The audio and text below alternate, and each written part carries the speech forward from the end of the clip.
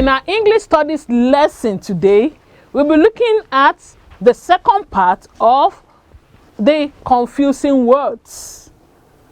Confusing words, part 2. You remember that we looked at the first part, where we looked at the difference between lend and borrow, they and there and there, and so on and so forth.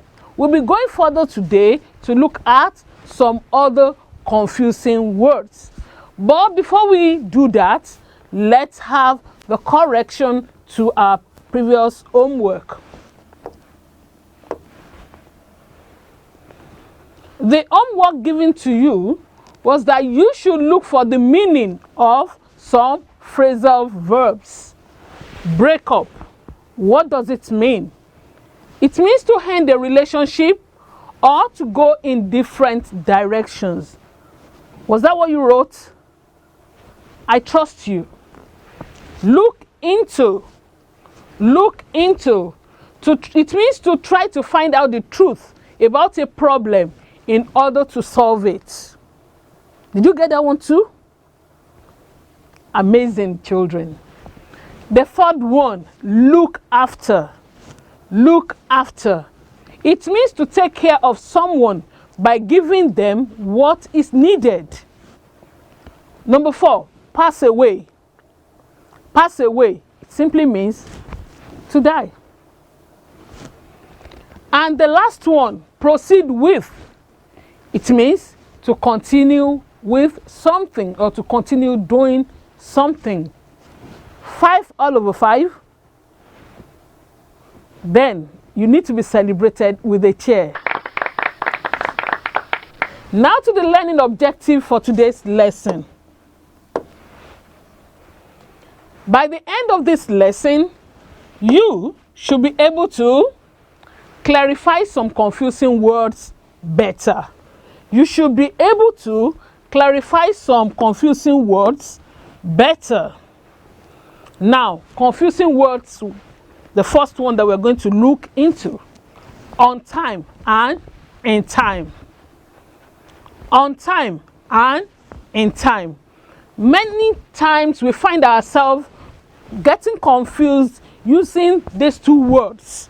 Today, we will clarify the proper usage of on time and in time. Now, on time. This is when you use the word on time. When you get to an event, exactly the time. Exact at the exact time. It means you are neither late nor early. You are there on time at the exact time that you are asked to be there. We say you are there on time. You are not late and you are not early.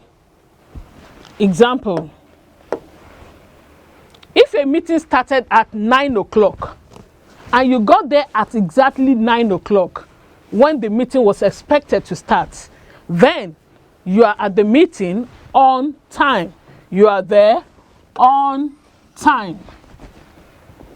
You were there at the correct time. You are neither late nor early.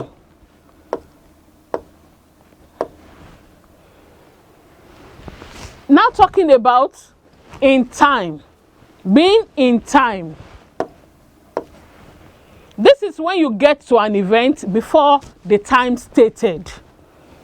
When you get to an event before the time stated, we will say you are there in time.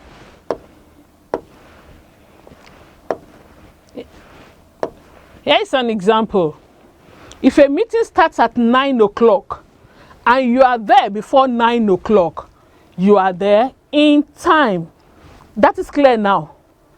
Well done. I'm happy you are able to get clarity on that.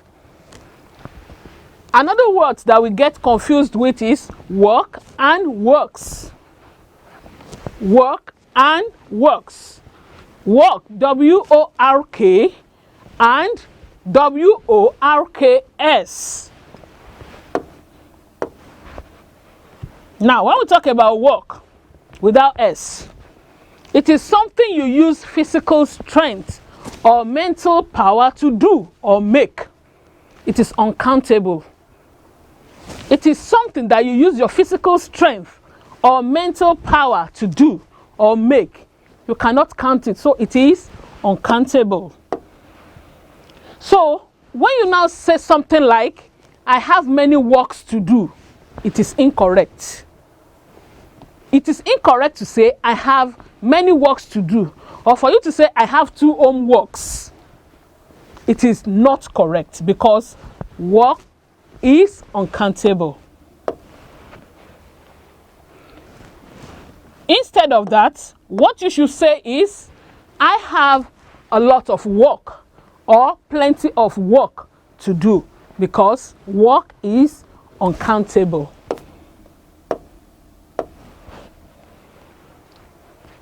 Instead of saying, I have 2 homeworks, it is better for you to say, I have 2 pieces of homework to do. You cannot say, I have 2 homeworks. This is a job or task that needs to be done. It needs to be done. Now, looking at the one with S, works, W-O-R-K-S.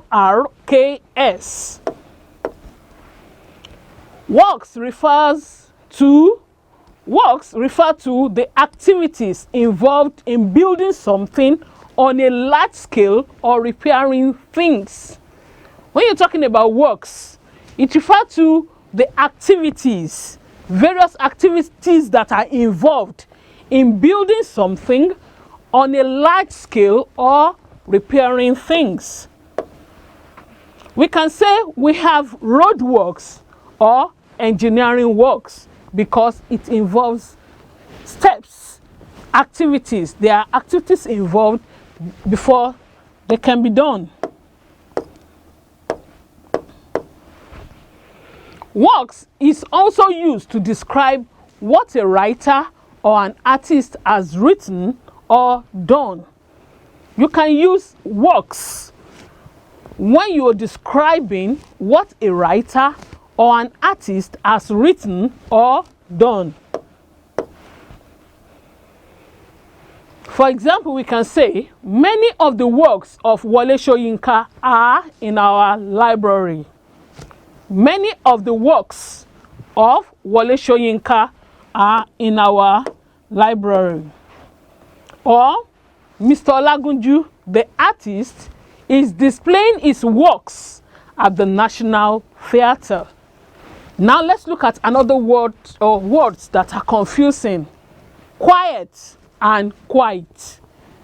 Quiet and quiet. So many of you tend to use the word interchangeably and you get confused. Now let's look at the word quiet. Quiet is an adjective which means with little or no noise. With very little or no noise. For example, please be quiet, Auntie Fumi is around. That means don't make noise. And it is spelled Q-U-I-E-T. Q-U-I-E-T. Another example is, I need a quiet place to reside, to live. Another set of confusing words is as and like. As, A-S, and like, L-I-K-E. Look at these examples. He writes as a teacher. He writes as a teacher. The second example is, he writes like a teacher. He writes like a teacher. What can we say about the 2 sentences? In the first one, the sentence shows that the person is a teacher. So he writes the way a teacher is expected to write. He writes as a teacher. In the second sentence, it means that person is not a teacher. He's just behaving as if he were a teacher. Can you get the difference now? Activity time. Now it's time for you to test how attentive you have been. Choose the correct answers from the brackets. 1. The team was dash a formidable one, quite or quiet. 2. The patient has taken a dash medicine every day. Every day. Every day as one word, then the other every day, 2 words. Number 3. I wonder why Mr. Rashid speaks dash woman, like or has. Number 4. Auntie Fumi gave the children a lot of dash homework, homeworks. And number 5. The road was inspected by the minister of dash work, works. Just write the answers alone. You have 1 minute to do that, and your time starts now.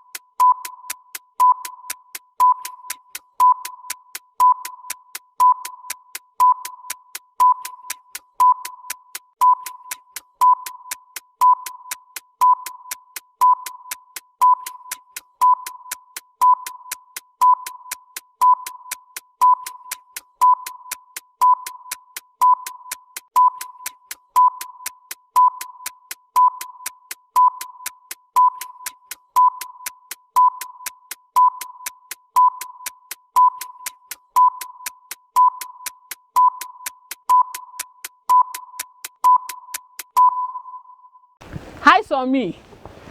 Well done, children. Let's have the correction to the classwork. So many of you said, wow. Okay, let's look at the sentences. The team was quite a formidable one.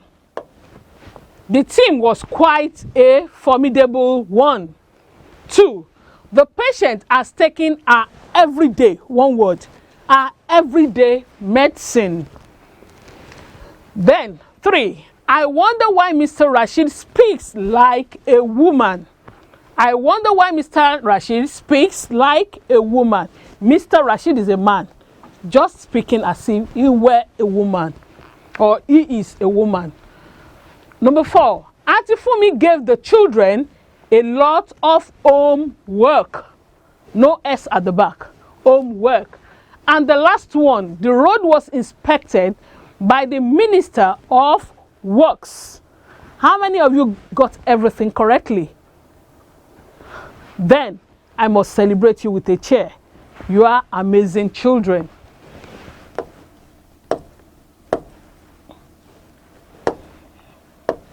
Now our homework. Choose the correct answers from the brackets. I got to school before the assembly. That means in time or on time. Which one is correct? 2. The news vendor comes to our house every day. One word, or every day. 3. Ismail performed dash well in the examination. Quite or quiet. 4. Some children behave dash adults as like.